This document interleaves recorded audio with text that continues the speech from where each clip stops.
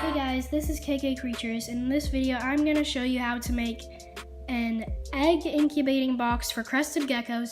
This might also work for other geckos, other lizards, most likely only other geckos. I think it might work for leopard geckos. You need to put research into that and see if this is right for it. If it is, then I guarantee that it's good for crested geckos because this is what I use. But make sure it's okay for whatever other gecko or lizard you're breeding. But I know for sure it's good for cresteds. So what you need is, these are optional, but I like these for on the top to label what parents and the date that the eggs were laid. These are just like little sticker things. Then you're gonna need a container of whatever size you need. I'm using this big one because my geckos, I have a lot, and they're in breeding groups and breeding pairs, and they lay a lot of eggs. Of course, I give them their off seasons and stuff. They're actually having off season right now. That's why I moved Cole, and he's not very happy about it, but sorry, buddy. So I'm gonna be using this larger one. It's just a cheap container, not very thick or whatever. And yeah, you can just find those cheap online or in pretty much any store. You're gonna need a drill. If you don't have a drill or you're not allowed to use one, you could use maybe a knife or something. Just pretty much any sharp object will do the job. Just please, please, please be careful with sharp objects. Even drills can hurt you, and especially knives and tacks and all that. Please be careful, and please ask permission before you do it. Ask your parents or guardians if they're okay with it, because it can be very dangerous. So you need to be careful with anything sharp, and especially let someone know you're doing it. So, and you're gonna need a marker. Not only for writing on these, but also to write where you want to drill your holes. So I marked little dots wherever I'm gonna drill a hole. So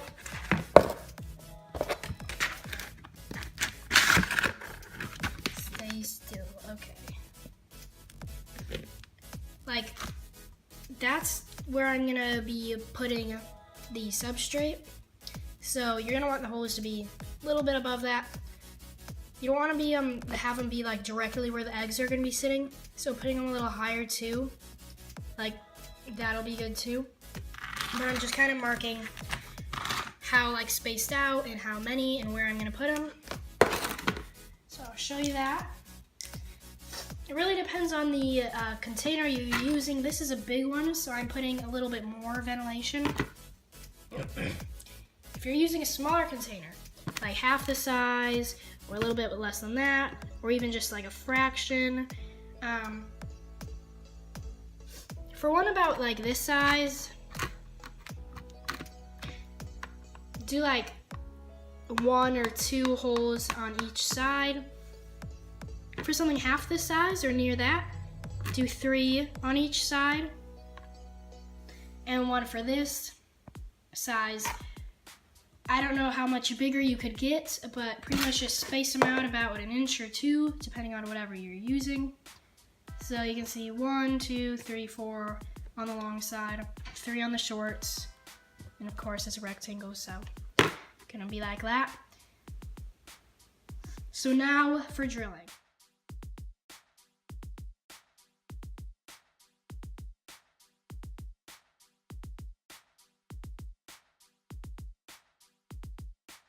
So here's the container.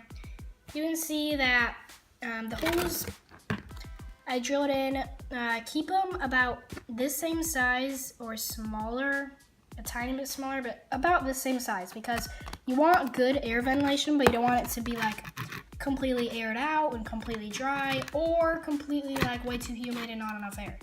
You have to have it really good size. So yeah, this is what I have.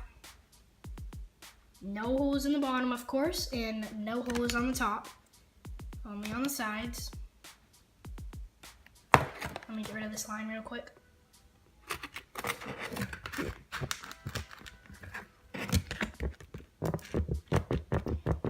I don't think it's gonna budge. I'll get rid of it later. So yeah, you can see that I did it near where I marked, but some of them I did differently. The marking is just kind of to get the idea of where to put them. You might put them like higher or like the same. And you might put them, I actually don't think I did any lower. This one's kind of lower or lower. Just have a good idea of where you're gonna be putting your substrate. Keep it about like an inch deep of substrate. You can do thicker, but no less than 1 inch.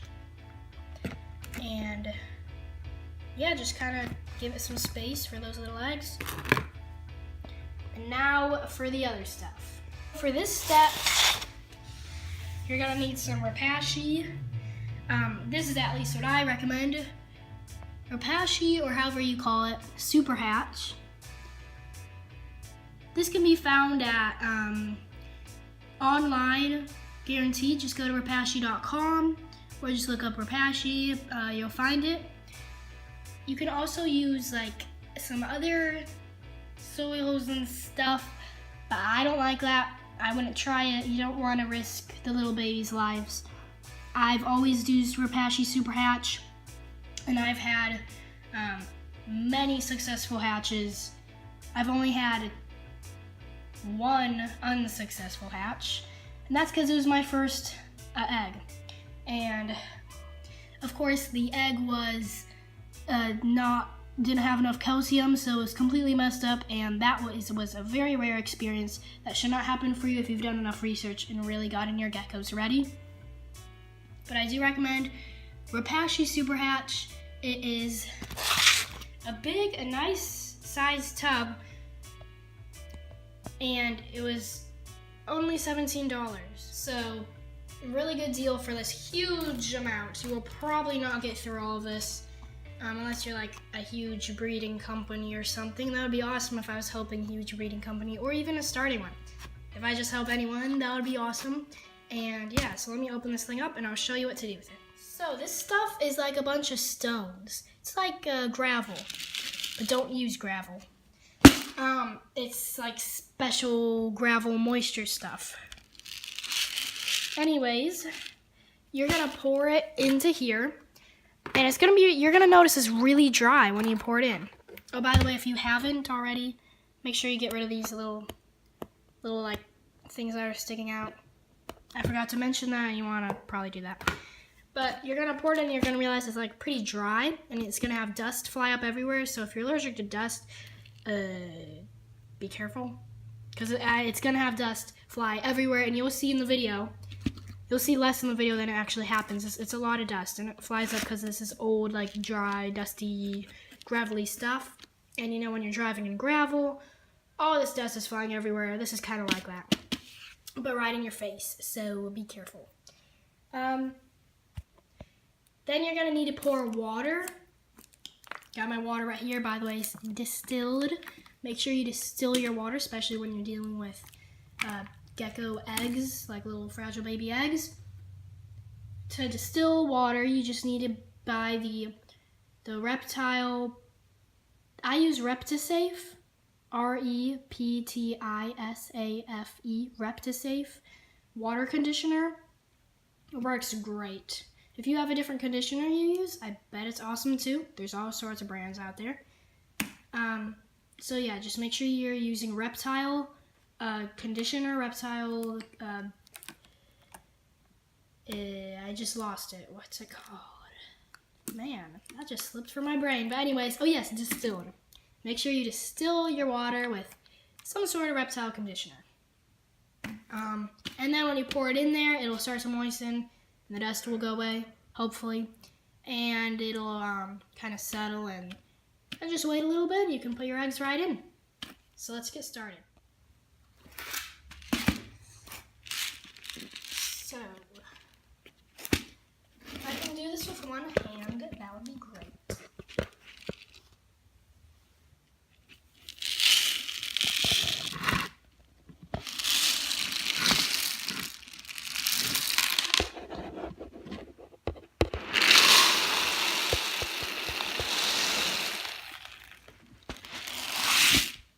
This isn't enough. So you can see it's kind of like gravel. Just gonna pull more in.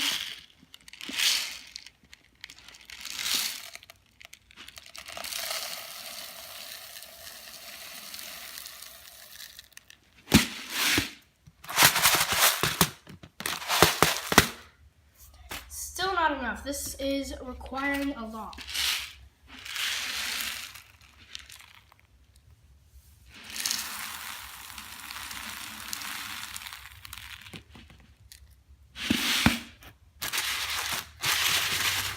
Whoa, this is gonna be heavy. Still not enough.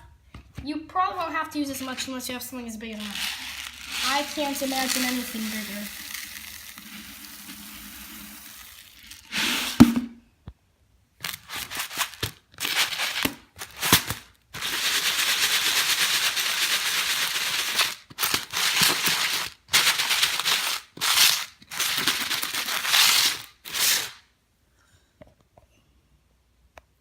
It doesn't reach my line, but this looks like enough. So I guess my line was wrong, because you can see it's really deep. It's about 1 inch deep. It's really nice, and I think this is good. So yeah, my line was wrong. That was a little bit above. So you can kind of see that, just kind of experiment, put a little bit in at a time and see what's the best and what really is good, because sometimes your markings and whatever might not be working, it might not be like the best, you know? That's the same with the dots. I did some above, some below, some around. Actually, I don't even think I did any below, but you know, I changed it. So just experiment with this until you get it perfect, or you know, right? And now for the water. So here comes the water. I don't know if you can see the dust, but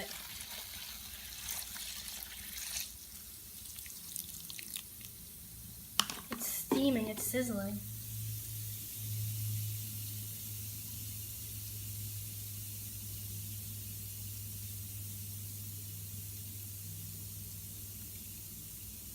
So it'll keep on doing that. I'm gonna need more water. I didn't bring enough. But do it until all of the gravel stuff looks like this color. Not the light color, but like this color. Okay, now I have more water.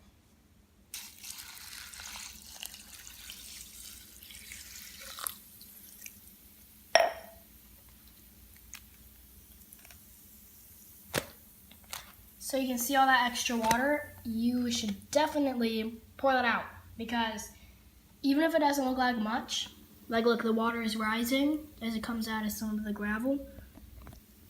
And if your egg is in there, it'll mold immediately, like within a few days. And then it'll be most likely too late to save it. So do not have too much water. And having too little is better than having too much.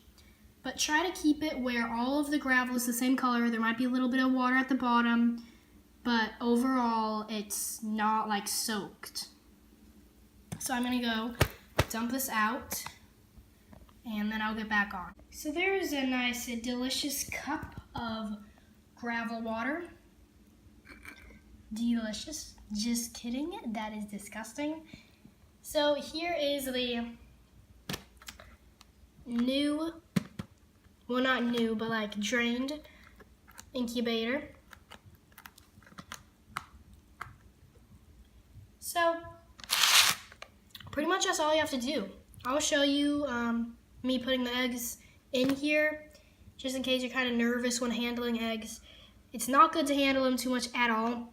Don't handle them unless you absolutely have to. Like if you're taking them out of the cage, or if you're moving them to another incubator and like you absolutely have to move them to that incubator at that moment.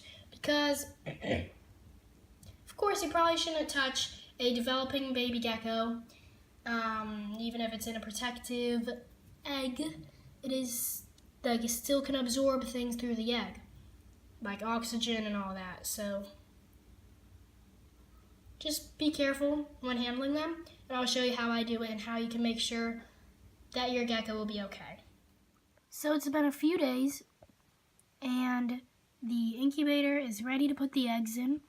I waited for all the water to settle, the sizzling to stop, and just kind of aired it out for a few days to get it completely ready for the little eggs.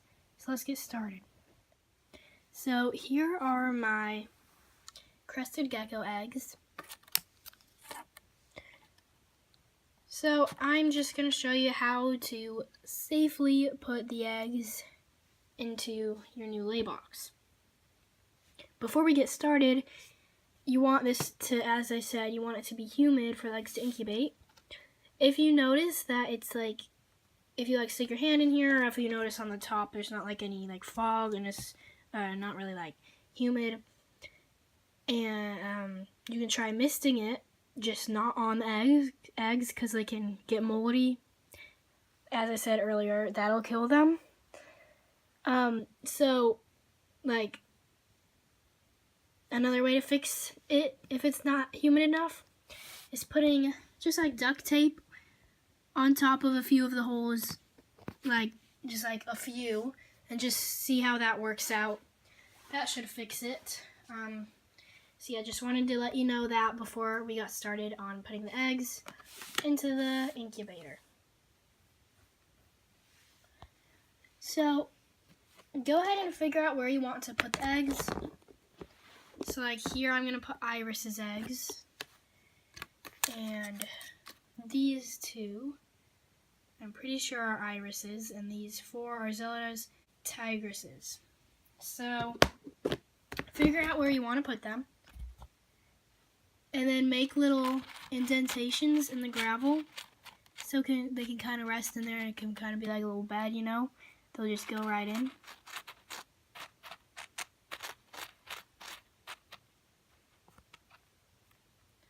And this is for Iris.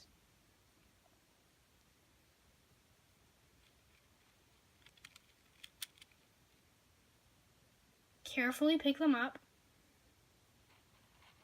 and carefully put them down. Try not to move their position at all, because the little crested gecko inside will drown if you like move it wrong, because all the yolk inside, if it's like developed enough, it can drown or get messed up, and you don't want that to happen.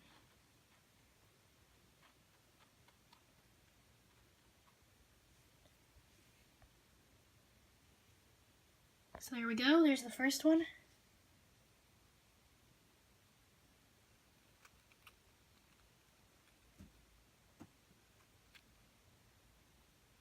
Don't squeeze the egg, but don't drop it.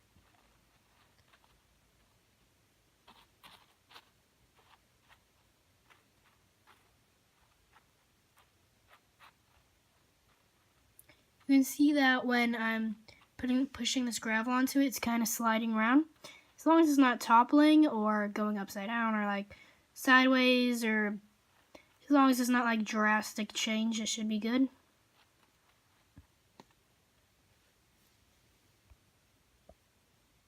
There's the first 2 eggs. Now I'm going to finish the rest, and then we'll be done.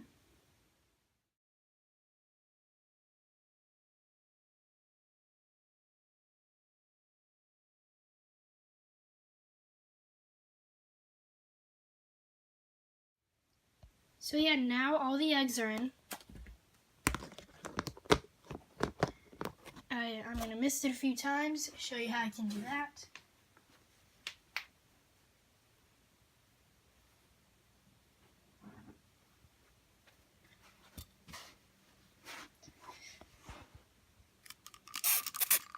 So basically, mist like around the eggs, like close up so that you don't get it on them. This thing's all out, but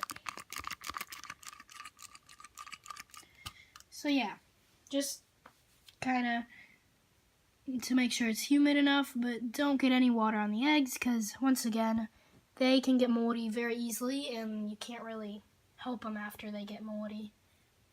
So yeah, here they are.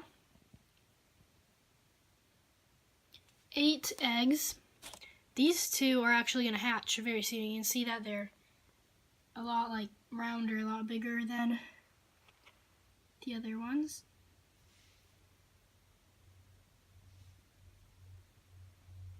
So yeah, I'll try to get a video of the eggs hatching.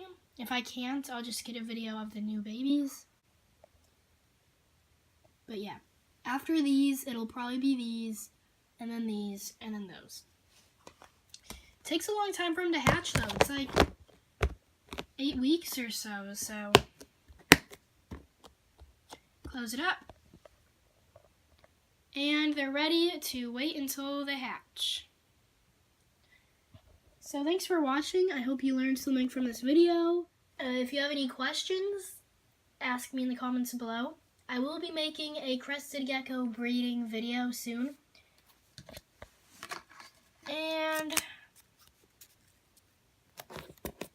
yeah, just like and subscribe. If you haven't already, make sure you subscribe. And comment below. If you don't know how to get to the comments, just scroll all the way down past all of those extra videos that are on, like right below this video. And then you'll see a little section that says add a comment or something like that. And just type there what you thought about this video or any questions or comments or anything like that. And thanks for watching. I hope you enjoyed this video.